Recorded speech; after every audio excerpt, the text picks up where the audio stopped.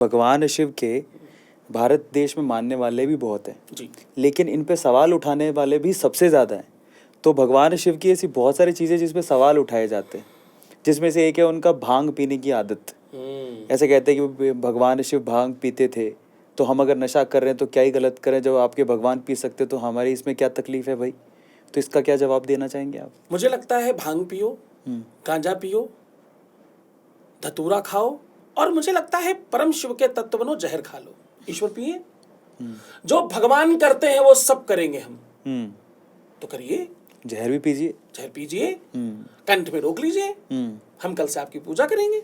देखिए, जब तक आप किसी तथ्य को नहीं जानते जी, जब तक आप किसी चीज के पीछे मैकेनिज्म को नहीं जानते जी, उस व्यवस्था को नहीं जानते जी, तब तक आप बहुत सारी चीजों से अनभिज्ञ हैं, आपको मालूम नहीं है।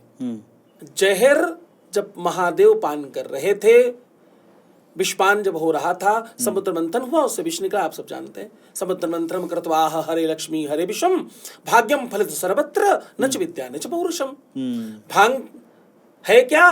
कह रहे जब महादेव ने विषपान किया तो उनके मुख से कुछ बूंद मुख को स्पर्श करके जमीन पर गिर गए, तो अपना कंप्लीट जहर जैसा अस्तित्व रख न सके वो। क्यों? क्योंकि महादेव को स्पर्श कर चुके थे।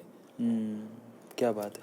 बिगड़ी हुई चीज में आप जैसे ही महादेव का कोई स्वर लगा दें तो वो जैसे अप्रिय और प्रिय में आई तो है बीच में, असंभव और संभव में आई है। तो कहते हैं ये जो आ है ये भगवान शंकर के नाद का आयुर् का पहला सूत्र है।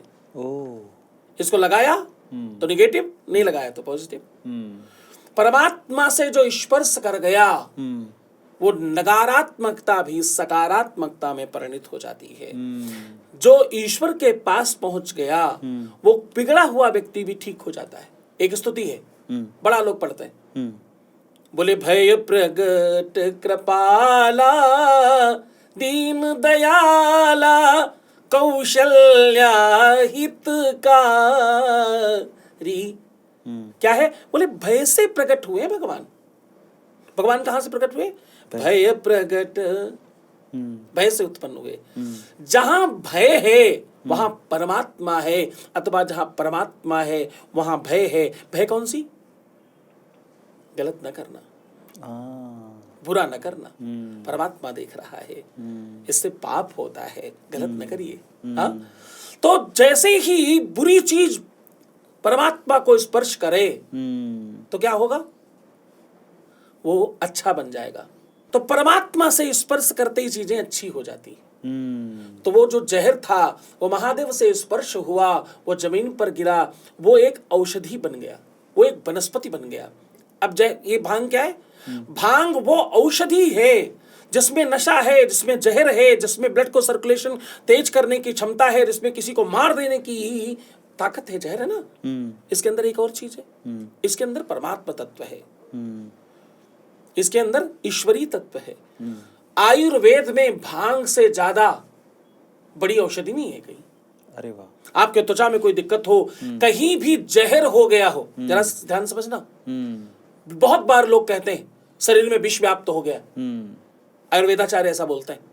कैंसर हो गया मतलब क्या है? कैंसर की दवाई कहाँ है? विष है। कैंसर एक विष है, उसकी दवाई कहाँ है? दूसरे विष में।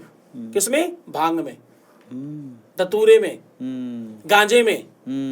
जहां भी विष है कैंसर ला इलाज है। अभी भी तुम्हारे पास कोई इलाज नहीं है क्या तुम्हारे पास इलाज इसका? है तो बताओ। कीमो कराओ, वो रेडिएशन जाने क्या सटरम पटरम कराओ, बाल झड़ जाए, ये हो जाए वो जाए, लेकिन इंसान बचता नहीं। उसकी औषधि है भांग, उसकी औषधि है धतूरा, उसकी औषधि है गांजा। शरीर में जहां भी विष हो जाए, कोई बिल्कुल टीबी हो गई किसी को, क्या करे? भांग औषधि है। त्वचा रोग हो गया, बिल्कुल सड़ा सड़ा जा रहा है शरीर, काटने की आवश्यकता है, भांग औषधि है उसकी, दवाई है उसकी। जो चीज अतिशय जल रही हो, नष्ट हो रही हो, खराब हो रही हो, बर्बाद हो रही, वहां पर भांग पीस कर लगा दिया जाए, ठीक हो जाता है। महादेव का कंठ उस विष से जलता है, इस कारण हम लोग भांग का लेप लगाते हैं उनके ऊपर।